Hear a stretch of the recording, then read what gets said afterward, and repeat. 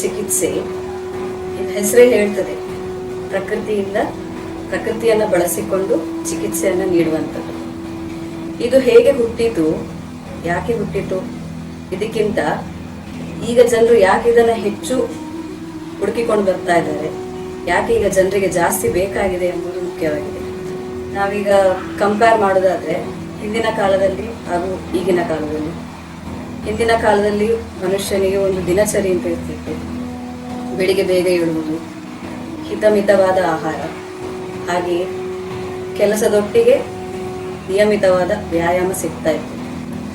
ಆದರೆ ಈ ದಿನದಲ್ಲಿ ನಾವು ನೋಡಿದರೆ ಹೆಚ್ಚಾಗಿ ಜನರು ಕೆಲಸಕ್ಕೆ ಅನುಗುಣವಾಗಿ ತಮ್ಮ ಜೀವನ ಶೈಲಿಯನ್ನು ರೂಢಿಸಿಕೊಳ್ತಾ ಇದ್ದಾರೆ. ಅವರ ಕೆಲಸಕ್ಕೆ ಸರಿಯಾಗಿ ಮಲಗುವುದು ಅಥವಾ ಏಳುವುದಾಗಿರ್ಬೋದು, ಆಹಾರವನ್ನು ಸೇವಿಸುವುದಾಗಿರ್ಬೋದು. ಈಗಿನ ಕಾಲದಲ್ಲಿ ಹೆಚ್ಚಿನವರು ಇನ್ಸ್ಟೆಂಟ್ ಫುಡ್ಡಿಗಾಗಿ ಅದರ ಮೇಲೆ ಜಾಸ್ತಿಯಾಗಿ ಒತ್ತಡ ಹಾಕ್ತಾ ಇದ್ದಾರೆ. ಯಾವುದನ್ನು ಬೇಗವಾಗಿ ಸುಲಭವಾಗಿ ಮಾಡ್ಲಿಕ್ಕಾಗ್ತದೋ ಅದನ್ನು ಹೆಚ್ಚು ಬಳಸ್ತಾ ಇದ್ದಾರೆ.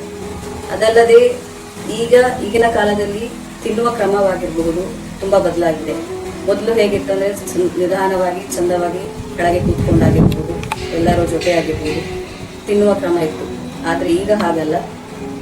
ಟೈಮ್ ಸಿಕ್ಕಿದಾಗ ತಮಗೆ ಬೇಕಾದ ಹಾಗೆ ಬೇಕಾದ ರೀತಿಯಲ್ಲಿ, ಅದು ಮೊಬೈಲ್ ನೋಡಿಕೊಂಡಾಗಿರ್ಬಹುದು, ಟಿ ವಿ ನೋಡಿಕೊಂಡಾಗಿರ್ಬೋದು, ಮಕ್ಕಳಾದರೆ ಓದಿಕೊಂಡಾಗಿರ್ಬಹುದು, ಬೇರೆ ಚಟುವಟಿಕೆಗಳೊಟ್ಟಿಗೆ ತಿನ್ನುವ ರೂಢಿ ಜಾಸ್ತಿ ಆಗಿದೆ. ಇದರಿಂದ ಏನಾಗ್ತದೆ ಅಂದರೆ ನಮ್ಮ ಗಮನ ಬೇರೆ ಚಟುವಟಿಕೆಗಳಿಗೆ ಜಾಸ್ತಿ ಹೋಗ್ತಾ ಇದೆ. ಆದರೆ ನಾವು ಹೇಗೆ ತಿಂತಾ ಇದ್ದೇವೆ, ಏನು ತಿಂತಾ ಇದ್ದೇವೆ, ಎಷ್ಟು ತಿಂತಾ ಇದ್ದೇವೆ, ಇದರ ಬಗ್ಗೆ ನಾವು ಸ್ವಲ್ಪವೂ ಕೂಡ ಗಮನ ಹರಿಸುವುದಿಲ್ಲ.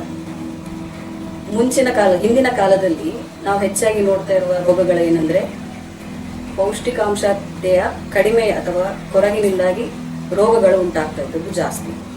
ಆದರೆ ಈಗಿನ ಕಾಲದಲ್ಲಿ ಪೌಷ್ಟಿಕಾಂಶತೆಯ ಅಧಿಕತನದಿಂದ ನಾವು ಹೇಳಬಹುದು, ಮೇಯ್ನಾಗಿ ಲೈಫ್ ಸ್ಟೈಲ್ ಡಿಸಾರ್ಡರ್ಸ್ ಅಂತ ಏನು ಕರಿತಾ ಇದ್ದೇವೆ, ಜೀವನ ಶೈಲಿಯಿಂದಾಗಿ ಆಗುವಂತಹ ಕಾಯಿಲೆಗಳು.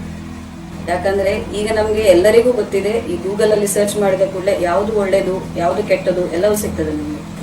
ಆದರೆ ಅದರ ಪ್ರಮಾಣ ಎಷ್ಟಿರಬೇಕು ಅಥವಾ ಲಿಮಿಟ್ ಎಷ್ಟಿರಬೇಕು ಅದು ನಾವು ಯಾರೂ ಅದರ ಕಡೆಗೆ ಗಮನ ಕೊಡುವುದಿಲ್ಲ. ಪ್ರೋಟೀನ್ ಗುಡ್ ಅಂತ ಹೇಳಿದ ಕೂಡಲೇ ಎಲ್ಲರೂ ಆ ಪ್ರೋಟೀನ್ನ ಹಿಂದೆ ಹೋಗ್ತಾರೆ. ಬೆಳಿಗ್ಗೆ ಪ್ರೋಟೀನ್, ಮಧ್ಯಾಹ್ನ ಪ್ರೋಟೀನ್, ಸಾಯಂಕಾಲ ಪ್ರೋಟೀನ್. ಆದರೆ ಅವರು ಎಷ್ಟು ಪ್ರಮಾಣ ಬೇಕು, ಅದರ ಪ್ರಮಾಣ ಜಾಸ್ತಿ ಆದರೆ ಏನಾಗ್ತದೆ ಅಥವಾ ಪ್ರಮಾಣ ಕಮ್ಮಿ ಆದರೆ ಏನಾಗ್ತದೆ ಅದರ ಬಗ್ಗೆ ನಾವು ಯಾವತ್ತೂ ಒತ್ತು ಕೊಡುವುದಿಲ್ಲ.